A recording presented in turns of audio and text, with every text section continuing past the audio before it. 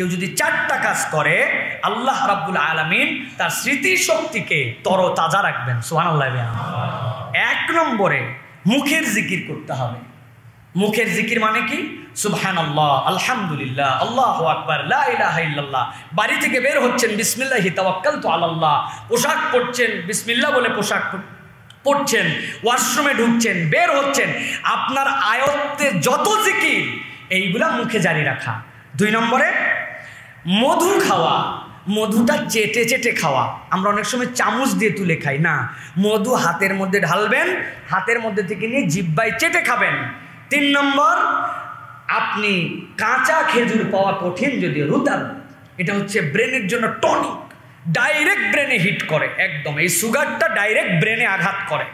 এইটা হচ্ছে যদি পাই আমরা, না হলে আমরা তাজা খেজুর, এই খেজুরটা সকালবেলা খাওয়া। নবীজি বলছেন কেউ যদি সকালবেলা 7টা খেজুর খায় তাহলে তার সারা দিনের জন্য তার শরীরের মধ্যে কোনো বিষক্রিয়া কিচ্ছু আক্রমণ করতে পারবে না।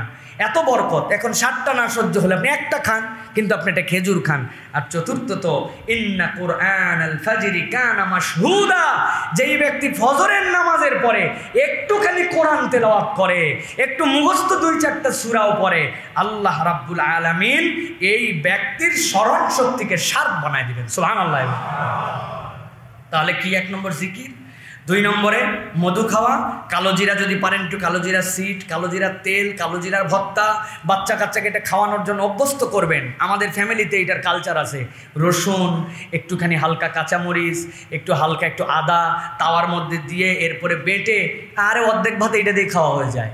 এটার সাথে সাথে পুষ্টি, সাথে সাথে অন্য ওষুধের জন্য কাজ, নিজের শরীরের অ্যান্টিবডি তৈরি করা, অনেক উপকার এর মধ্যে রব্বুল আমিন দিয়ে রেখেছেন। এরপরে যেটা বললাম যে আপনি মেহেরবানি করে একটুখানি খেজুর খাওয়ার জন্য অভ্যস্ত হন, আর আল্লাহ রাব্বুল আমিনের কোরআন ফজরের উপরে একটু তেলাওয়াত করেন। আর ডাক্তাররা একটা পরামর্শ দেয়, আমি বলতে পারবো না ভালো, ডিমের সাদা অংশটা, যেই সকল বাচ্চারা একদমই ব্রেনে কাজ করে না, ডিমের কুসুম বেশি বেশি খাওয়ালে তার জন্য অনেক সময় কঠিন হয়ে যেতে পারে, পেটের লোড নিতে পারে না, ডিমের সাদা অংশটা সাথে খাওয়ানো। এইটা যদি কেউ করে আর আল্লাহর কাছে বলে যে আল্লাহ তোমার দেওয়া কোরআনে শিফার বর্ণনা অনুযায়ী, তোমার রসুলের জানানো পদ্ধতি অনুযায়ী আমি একটু চেষ্টা করলাম, বাকিটুকু তুমি আমার জন্য সহজ করে দাও, আল্লাহ রাব্বুল আমিন ওই বান্দার ব্রেন বৃদ্ধি করে দিবেন ইনশাআল্লাহ। আল্লাহ আমাদেরকে বোঝার তৌফিক দান করেন। কত আজে বাজে জিনিস বাচ্চাদেরকে খাওয়ায়, কিন্তু এখানে হাত তুলে বলেন তো যে প্রত্যেক দিন এনশিওর করছি আমার বাচ্চা যেন প্রত্যেক দিন ডেলি একটা খেজুর খায়। আমরা খাওয়াই না। কত জিনিস খায়, এই খাচ্ছে সে খাচ্ছে, দোকানে গেলে এই কিনতে কিন্তু অবস্থাই খারাপ।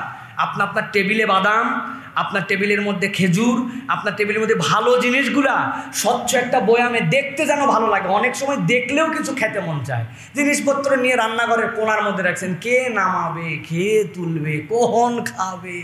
আর একটু হাতের কাছে সুন্দর করে পড়ার টেবিলে বাচ্চা কিশমিশ দিয়ে একটা ছোট্ট বয়াম বানাই দিয়েছেন, 4-5টা খেজুর সুন্দর করে সাজাই দিয়ে ওখানে রেখে দিয়েছেন, একটু ছোট ছোট বাদাম দিয়ে রেখে দিয়েছেন, যে খেলতে খেলতে 2-1টা জিনিস মুখে খেয়ে নিল। আর আল্লাহকে স্মরণ করো বাবা, বের হওয়ার দোয়াটা পড়ছো বাবা, জুতা পরাটার দোয়া পড়ছো, তুমি কি জামা পরার দোয়াটা শিখে গেছো, আলহামদুলিল্লাহিল্লাযী কাসানি হাদা মিন গায়রি হাওলিন মিন্নি ওয়ালা কুওয়া, ছোট্ট একটু দোয়া শিখে ফেলছে। এই বাথরুমের মধ্যে ধাম করে ঢুকে গেলি, এই বাথরুমে দোয়া পড়ছিস, ও ভিতরে যাও চিন্তা করবে, পরে ঢুকি নাই কিন্তু এরপরেরটা ঠিক করে ফেলো। বাথরুমের ভিতরে একটু লিখে রেখে দেন গুফরানাক, ছোট্ট করে উপর দিয়ে টেপ লাগায় রাখছেন বাংলাতে লিখে, বের হওয়ার সময় এইটা পরে বের হতে হয়। খাবার টেবিলের নিচে খাবার টেবিলের দোয়াটা লিখে রেখে দেন, যে আমি এই খাবারটা খাচ্ছি এইটার জন্য আমার কি দোয়া। এইগুলা আমাদের জন্য রক্ষা কবচ। বান্দা যখন এইগুলা করে, আল্লাহ বলছেন আল্লাহ তার হেদায়েতের জন্য রাস্তা সংক্ষিপ্ত করে দেন। সুবহানাল্লাহ। এটার অনেক ব্যাখ্যা আছে, আর ব্যাখ্যা করলাম না। হেদায়েতের রাস্তা সংক্ষিপ্ত কেমনে হয়?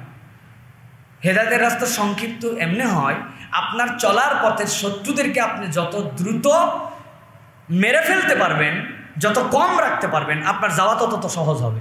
যেই রাস্তার ভাঙ্গা কম, আপনি স্পিড 100 চালাচ্ছেন, আর যেই রাস্তা 1 কিলোমিটার পর খালি স্পিড ব্রেকার, আপনার গাড়ি যতই গতি থাক, খালি থামাতে আর থামাতে, তুলতে আর তুলতে অবস্থা খারাপ, ঠিক কিনা? এখন এই যে আমাদের মানব শত্রু, সে আমার বাথরুমে ঢুকতে আমাকে গাফেল বানাতে চায়, আমার খাওয়ার সময় আমাকে গাফেল বানাতে চায়, পড়ার সময় গাফেল বানাতে চায়, আল্লাহ থেকে আমাকে দূরে সরায় রাখতে চায়। আমি জুতা পরলেও আল্লাহর নাম নেই, বাথরুমে ঢুকলেও আল্লাহর নাম নেই, খেতেও আল্লাহর নেই, খাওয়ার শেষেও আল্লাহর নাম নেই, পড়লেও আল্লাহর নাম নেই, বের হলে আল্লাহর নাম নেই। আমি আমার স্ত্রীর সাথে যখন শারীরিক সম্পর্ক করি তখনও আল্লাহর নাম নেই। ও তো মরতে মরতে মরতে মরতে রাস্তায় কোনো স্পিড ব্রেকারই নাই, আল্লাহ হেদায়েতের রাস্তা তেমনি সহজ করে। ফিল, আমি এই জন্য বলি না মাঝে মাঝে, ফিল ফ্রম ইয়োর হার্ট। এইগুলো অনুভব করার বিষয়। আল্লাহ আমাদেরকে বোঝার তৌফিক দান করেন। প্রিয় ভাইয়েরা, এরপরে